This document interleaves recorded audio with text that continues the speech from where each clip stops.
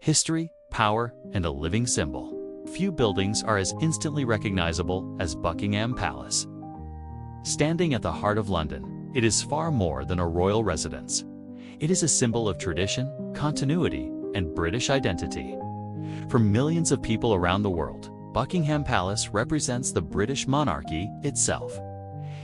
It is the backdrop for royal weddings, national celebrations, state visits, and moments of mourning. Yet this iconic palace did not begin its life as a royal residence, nor was it always destined to become the center of the monarchy. The story of Buckingham Palace is also the story of Britain, its rise, its challenges, and its ability to adapt to a changing world. Before Buckingham Palace existed, the land it occupies was far from the political center of London. In medieval times, this area lay on the western edge of the city and was largely undeveloped countryside. The river Tyburn flowed openly through the land, creating marshes and fields. Power and government were centered around Westminster and the City of London, leaving this western area quiet and distant from authority. As London expanded during the 16th and 17th centuries, wealthy aristocrats began moving westward in search of space, privacy, and cleaner air. Large townhouses and private estates soon appeared, symbols of status rather than political power. One of these homes would later become Buckingham Palace. In 1703, John Sheffield, the Duke of Buckingham, commissioned a grand townhouse on this land.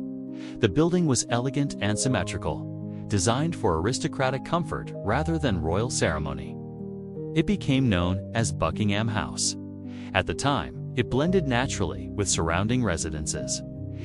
It had no throne room, no ceremonial courtyard, and no public role. For decades, it remained a private home, with no sign of the importance it would later achieve. Everything changed in 1761. King George III purchased Buckingham House for his wife, Queen Charlotte.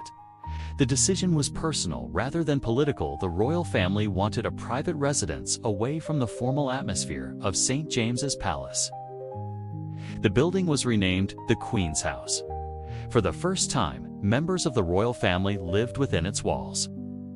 This marked the beginning of Buckingham Palace's royal story and signaled a more domestic image of monarchy. By the early 19th century, Britain had become a global power.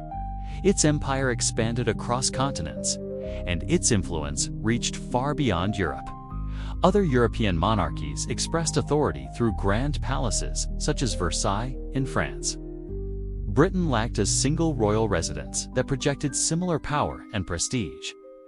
This ambition belonged to King George IV. George IV believed architecture was a statement of authority. He wanted a palace that reflected Britain's imperial status. To achieve this, he appointed architect John Nash. John Nash proposed transforming Buckingham House into a grand palace rather than demolishing it.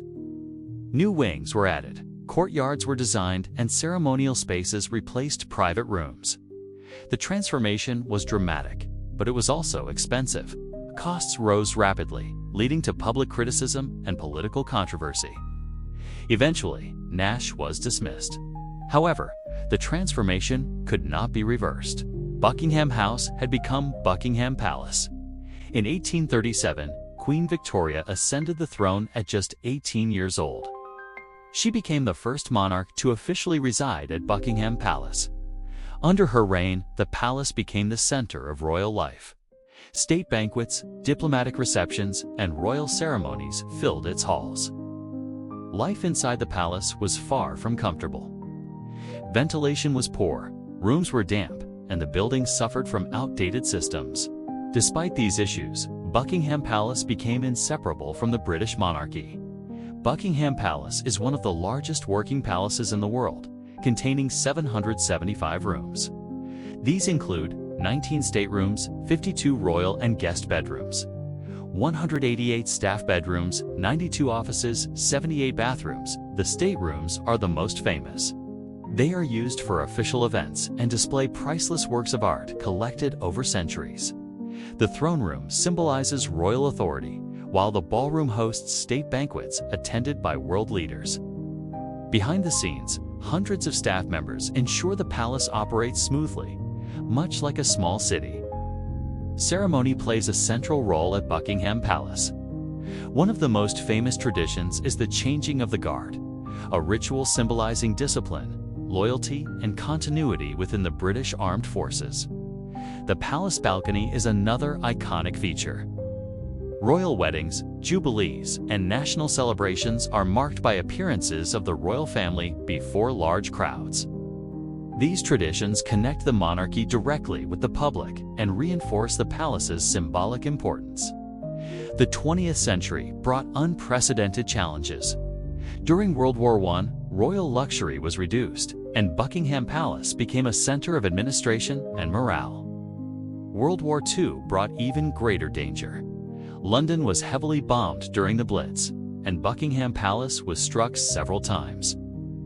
King George VI and Queen Elizabeth refused to leave London, choosing to remain close to their people. This decision transformed the palace into a powerful symbol of national resilience. After World War II, Britain changed dramatically. The empire declined, and society modernized. In 1952, Queen Elizabeth II ascended the throne. Buckingham Palace became the operational heart of her long reign. Her coronation in 1953 was broadcast on television, bringing the monarchy into millions of homes. This marked a new relationship between the palace and the public. During the Cold War, Buckingham Palace served as a stage for diplomacy, welcoming world leaders and representing stability. As former colonies gained independence, the British Empire evolved into the Commonwealth. Buckingham Palace no longer symbolized imperial dominance. Instead, it represented continuity, shared history, and voluntary cooperation. The monarchy survived by adapting its role to a changing world. Today, Buckingham Palace remains a working royal residence under King Charles III. Thousands of official engagements take place there each year. Major restoration projects preserve the building for future generations. During summer months, parts of the palace are open to the public, allowing visitors to experience royal history firsthand. The palace now functions as both a royal residence and a cultural landmark.